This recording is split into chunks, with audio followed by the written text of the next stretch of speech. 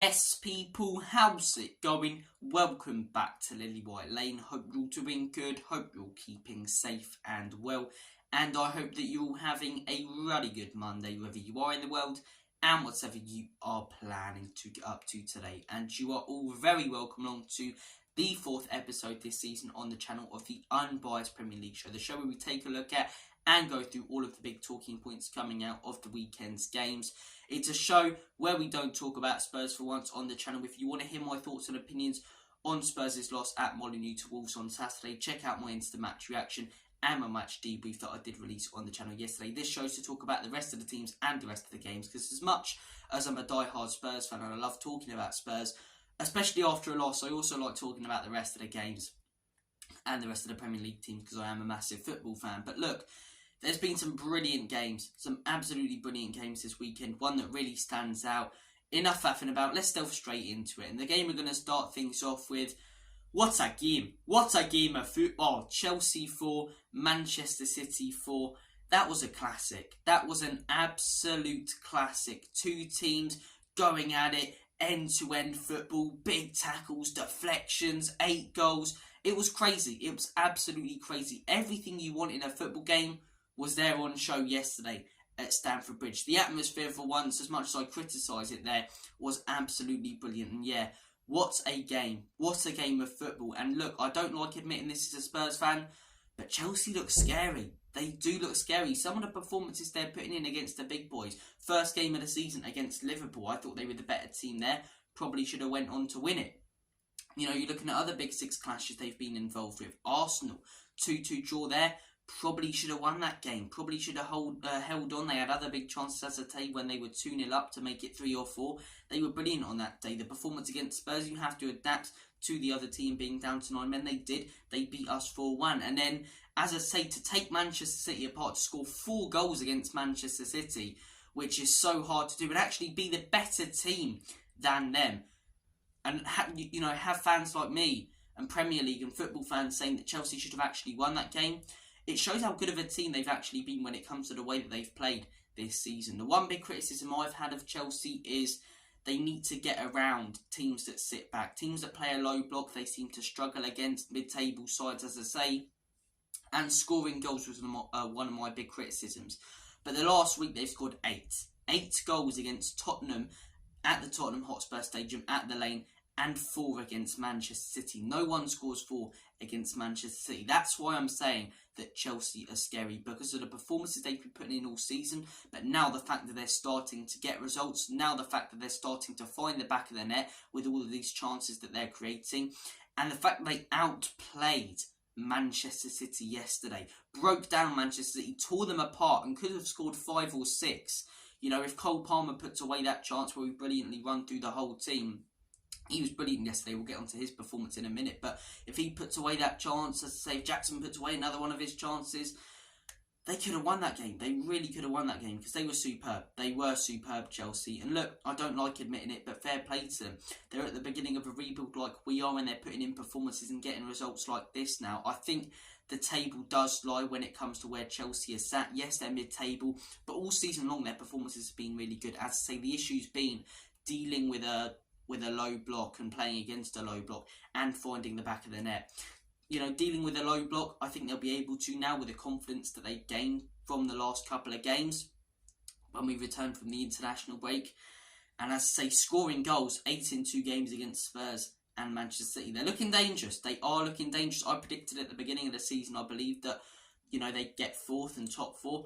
I'm not fully sure about that right now, but can they get at least Europa League? Yes, I definitely believe so. And I believe by January time, they'll be much higher in the table, because they're slowly climbing, they're slowly climbing, they're slowly climbing. And look, not many people expect them to get anything out of yesterday's game. But as I say, to outplay Manchester City, score 4 goals against them and come out of it and say, we should have won that game, it shows how far they've come as a football club and how they're going in the right direction compared to last season. Last season, it just felt like they were going downhill.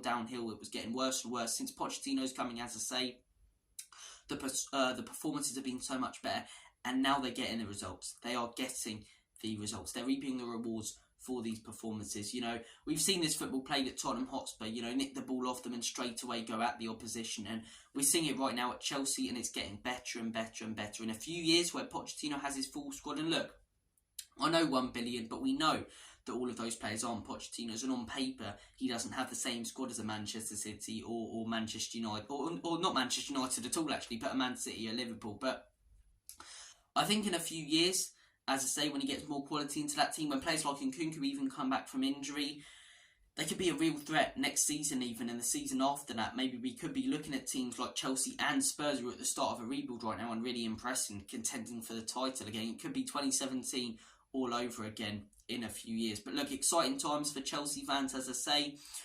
Even when they've lost games this season, I think, you know, they should calm down a little bit and look at the fact that, you know, those losses they've played really well in, and the fact they're at the start of a rebuild. It's what I've been saying as a Spurs fan this weekend. We need to calm down. We're in phase 1 of a rebuild. But, you know, it's a start of building something. It's not going to be done willy-nilly. And we're seeing positive signs as Spurs fans. They're seeing very positive signs as Chelsea fans with the way that they're playing. And now the results are coming in as well. Look, as I say, man of the match yesterday, Cole Palmer. I thought the guy was absolutely outstanding. I thought on Monday against us he was really good. Yesterday, the guy absolutely bossed it. Against your old club, as I say, where your family are most likely City fans and watching you, to put away that penalty under all that pressure in the 92nd minute with everyone watching, it was so good. And what a penalty that was. 4 out of 4 penalties for him. And he's not a pen merchant. I know a lot of people go, oh, you know, he only scores from penalties. Yes, most of his goals have come from penalties, as I say, but he's creating big chances. You know, ran through about 4 Man City players yesterday and nearly scored. He looked really, really good yesterday. He looked really, really good. And, you know, he was playing well at Manchester City, but maybe that rotation, that constant rotation under Pep didn't suit him. The fact now he's getting consistent first-team game time, I think we're seeing the best of this lad. And he's only going to get better, right? He's a really young, exciting player in this Pochettino rebuild. Another player this season's really impressed me, and I thought was brilliant yesterday, Raheem Sterling. I thought we saw the best of Raheem Sterling. The Raheem Sterling who isn't greedy, who actually, you know, provides service for his strikers. The Raheem Sterling who dribbles through 2 or 3 players and has a cracking shot at goal. That's the Raheem Sterling we saw yesterday and have seen this season. Last season I thought he was very, very poor at Chelsea. Maybe, you know, it was due to the chaos around that club, sacking Potter and then having Lampard and then, you know, losing more games than they've won. But this season, we're seeing the Raheem Sterling that we saw at Manchester City before he joined Chelsea. That rapid Raheem Sterling. Raheem Sterling who's creating chances and scoring them left, right and centre. Got another goal yesterday, was in the right position. Could have had more with the amount of chances he created for himself and for others. He was really, really good yesterday. He was really good. In terms of Manchester City performances, it wasn't their best performance defensively. I thought, you know, there were a few poor performances in there for Manchester City defensively, but a few good ones as well, right? I thought Phil Foden was really good. The way that boy brings the ball down, he's an outstanding football player. He really is. And I think this season so far, maybe De Bruyne's injury has actually not turned him into a better player, but we're seeing the best of Phil Foden filling that De Bruyne role. But yeah, he was brilliant. He was really, really good yesterday. Rodri, again, you know, if he doesn't score that, Chelsea get that penalty late on, maybe they don't get anything out of that game, Manchester City, because they weren't the better team. Rodri, as I say, the confidence to take that shot. Silva hangs out that steady leg, it goes into the back of the net. You've got to take that shot in the first place, and yeah, he did really, really well yesterday, Rodri. I do really like him as a football player. I think he's fantastic, and I think he's hugely underappreciated as well. You know, I know people give him credit, but for me, he's one of the best midfielders in the world. If not the best midfielder in the world right now. But look, not the best performance from City, but it goes to show City can put in one of their, you know, poorer performances, yet still score 4 goals away at Stamford Bridge against Chelsea, who put in one of their best performances in years.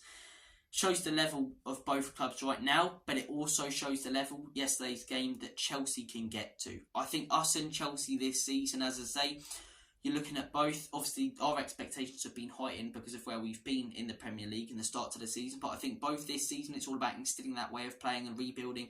I think in the coming seasons, us and Chelsea, once that rebuild properly, you know, starts going and both managers, Pochettino and Ange, get the players they really want, we could be really serious clubs at the top of the table. I really do believe that. But look, fair play to Chelsea.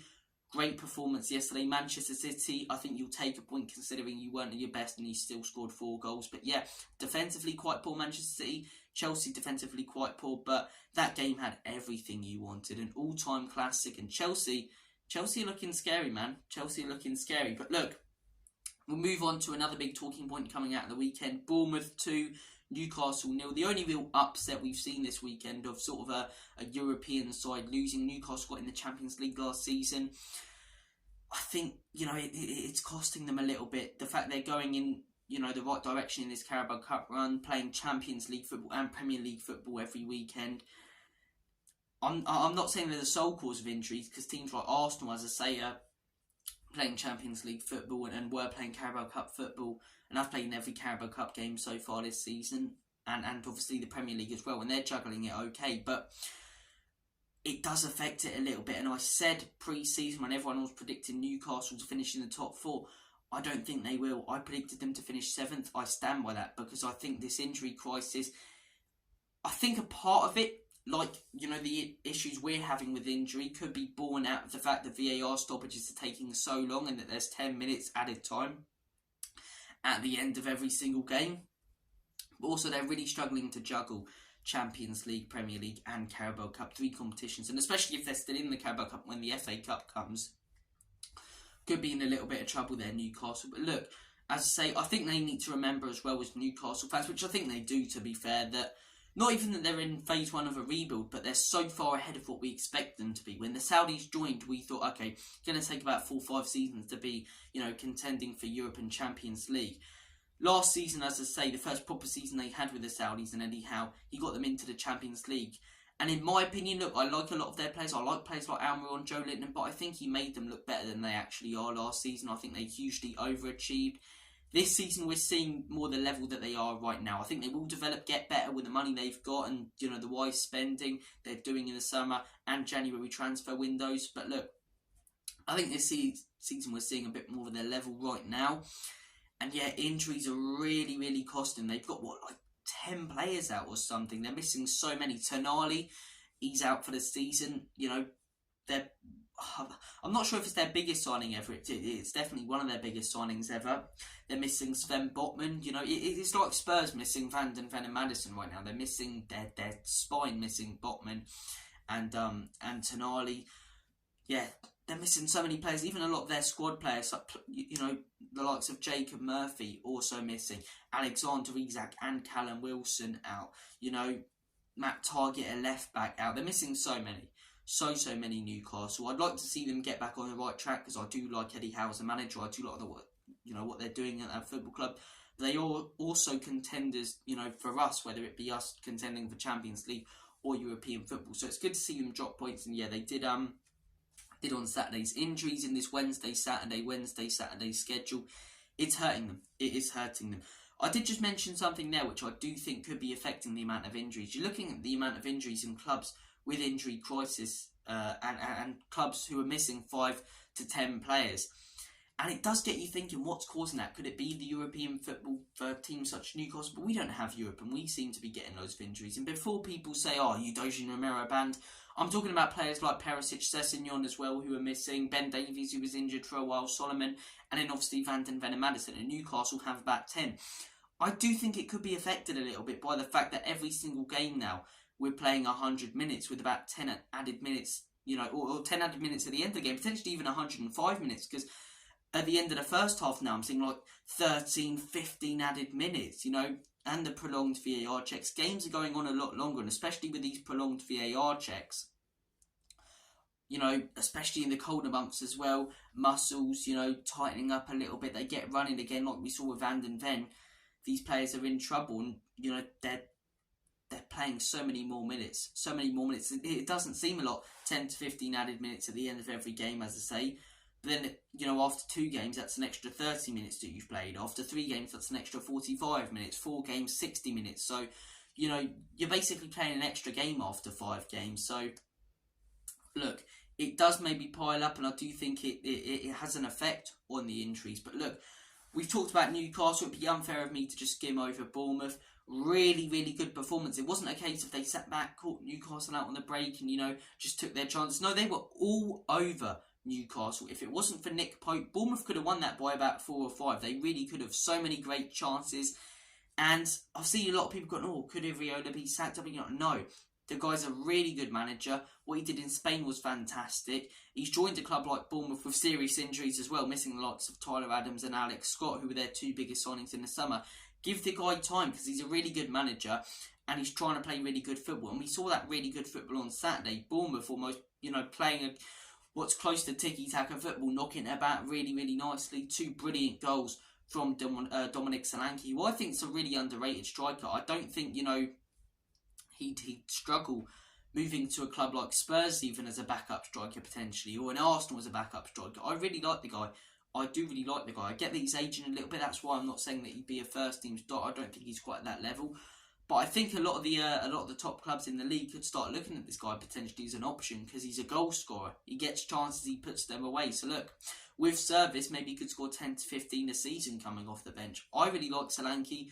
2 really good goals. Iriola's Bournemouth playing really good football. Fair play to them. Newcastle, they got an injury crisis there and a lot of problems they need to sort out. But look, they are far ahead of schedule. Liverpool 3, Brentford 0. That is the next game we are going to be discussing. Standard win for Liverpool at Anfield. Their home record this season has been absolutely fantastic. A couple of blips on the road, but at home, as I say, they're keeping consistent clean sheets and banging in goals left, right and centre. I don't know why, is it just me, but Liverpool never seem like they're on telly at Anfield. They always seem to be the 2 o'clock on a Sunday and never shown on telly. And West Ham always seem to be on telly. I don't understand it, because yesterday's game, Brentford a team on really good form, just beating West Ham and beating Chelsea before that, and Liverpool a team on really good form.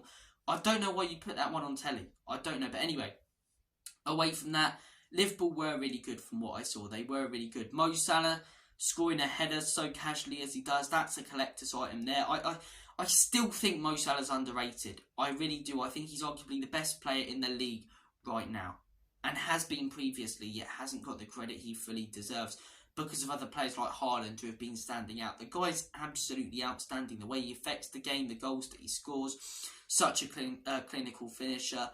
I think Mo Salah is one of the greatest players this league will genuinely ever see. One of the greatest foreign players as well. Him and Son, hugely underappreciated. Maybe it's because they're foreign. Maybe if they were English putting in their performance, they'd get a lot more credit playing in England. But yeah, Mo Salah, absolutely excellent yesterday.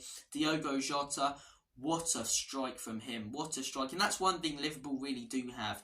Options going forward. Luis Diaz. Also, I just want to say, great to hear about his father, as I say, being released. Really emotional. It must have been a huge weight off Luis Diaz's shoulders. But they've got players like Luis Diaz. Then they've got Núñez. Then Salah. Then Jota, who can come off the bench. They've got brilliant options going forward, Liverpool. They really do. And in the midfield now, which was looking so weak last season, Szoboszlai, who's a brilliant player. I keep saying this guy's absolutely outstanding. Gravenberch, who's looking really good. McAllister, struggling a little bit, but I do believe playing as a CDM at times, he's been playing a little bit out of position. Then the defence, Van Dijk looking back to his best. You've got Matip and Gomez as options.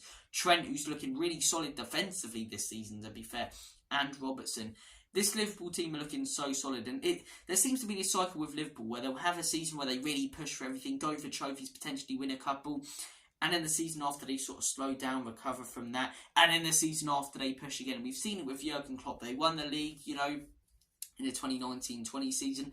Season after that, narrowly got into the top 4. The season after that, they contended really closely with Man City, nearly won a treble, got to the Champions League final, won an FA Cup, Carabao Cup.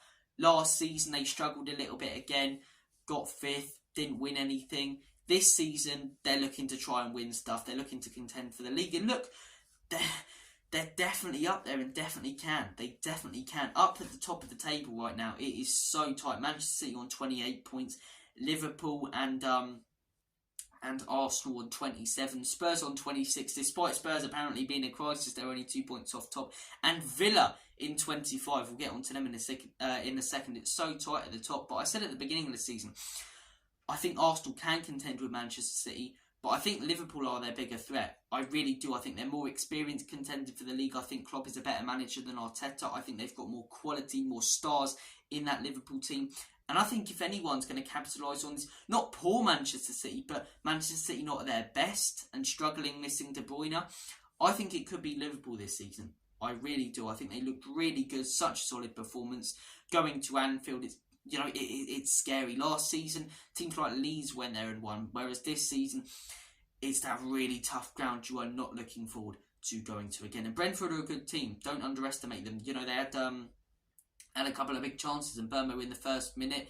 Maybe you could question, as I say, some of the decisions. Thomas Frank was not happy that one of the Liverpool players got sent off. But look, even if he does get sent off, I don't think it affects the game too much. And yeah, Liverpool were really good. They were really, really good. Moving on to the next game, Manchester United 1, Luton 0. Jammy Dodgers, Jammy Manchester United again. I hate seeing a team, right? I hate seeing a team who are performing so badly picking up results. They were pathetic on Saturday, man. That's 4 wins out of the last 5 for Manchester United. I don't understand how a narrow win at Old Trafford against Luton, where Luton were the better team. The game before that, a really poor performance away at Craven Cottage, where Fulham were the better team. They're grinding out these results, and I know there's the argument of, they're grinding out the results when they're not playing their best. If they start playing, they could be dangerous. But I can't see them starting to play. They've played, considering Champions League games and Premier League games, 12 Prem games. Champions League, I'm trying to think, they've played 4 Champions League games as well, so that's 16, 2 Carabao Cup games, so they've played 18 games this season. And in all 18, I've not been impressed with them at all. I think they've looked really poor, really off the boil, really slow. The football's been pathetic. And I think, as I say, when they come up against a good team again, they could be in trouble. We saw that against Manchester City. I think Everton away after the international break is a very tough game, considering the form Everton are on right now, and the fact it's at Goodison Park. Not being impressed at all with Manchester United. It's a big 3 points. What's mad is they're only 5 points off us. They're 5 points off us, and I believe 7 points off top of the table, as poor as they've been. But I don't see them surpassing us. I don't see them, getting into the top 4. Maybe potentially European football and Europa League 6th, 7th. That's where I think Man United will be this season. Nowhere near as good as they should be in the second year of a rebuild. As I say, they overachieved last season, but they should be doing a lot better this season. The football's been horrible, and not their best performance against Luton. Really was not their best performance. The next game we're going to discuss, Scum 3, Burnley 1, Arsenal 3, Burnley 1. They went down to 10 men, and look, I've seen a lot of people going, including Spurs fans, it's only Burnley, and I don't like it when fans do that. Every game in the Premier League is tough. Every team in the Premier League has some quality players. It's why it's the best league in the world, because anyone can beat anyone. And Arsenal faced adversity on Saturday. Burnley equalised. Their heads could have dropped. They didn't. Went down to 10 men and still picked up a huge 3-1 win. Zinchenko's goal was absolutely brilliant. I've got him in my FPL team, so although it's an Arsenal win for every cloud, but not their best performance. Arsenal again this season, they haven't necessarily been at their free-flowing best. They haven't been poor like Manchester United. I have seen them put in some really good performances, but they've not been at their free-flowing best this season. They've not been, and I think we've seen when they come up against big teams. Manchester City were really poor against them. That was not a Manchester City performance. Chelsea deserved to beat them. I think we deserved to beat them. We were the better team against them. I think they're getting points against the bigger teams, but they've not outplayed any of us. They've not really outplayed any of the top teams right now in the Premier League. And I think if they come up against a tough away team, such as a Villa away or something like that, I think they could crumble a little bit. I don't think their performances have been the best.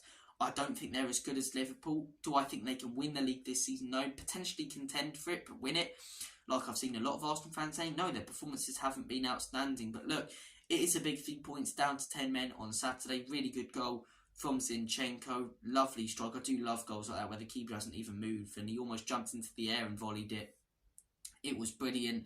Trossard's looking a really good player. I couldn't believe it when Arsenal fans in January were getting annoyed about signing that guy, because he was so good at Brighton. So good at Brighton, especially the end spell that he had at Brighton where De Zerbi first joined and he was banging in goals.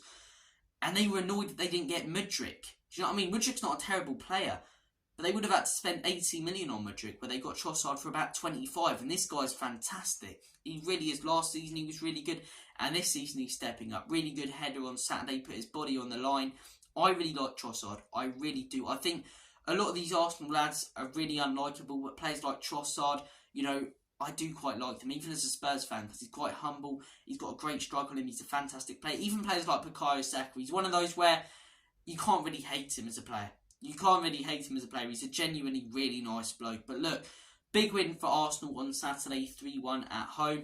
Still getting the points despite playing poorly. With Manchester United, they're playing really poorly, and I don't see the points coming. But with Arsenal, if they can flick a switch and start playing their free-flowing best like they did last season, they could be a real threat. But it's about flicking that switch, and we're 18 games in for them? They haven't quite done it yet. But look, we'll see what happens there. A lot of the season left, and they are picking up points and only 1 point off top. So look, big win for them. Villa 3, Fulham 1. Aston Villa's home form.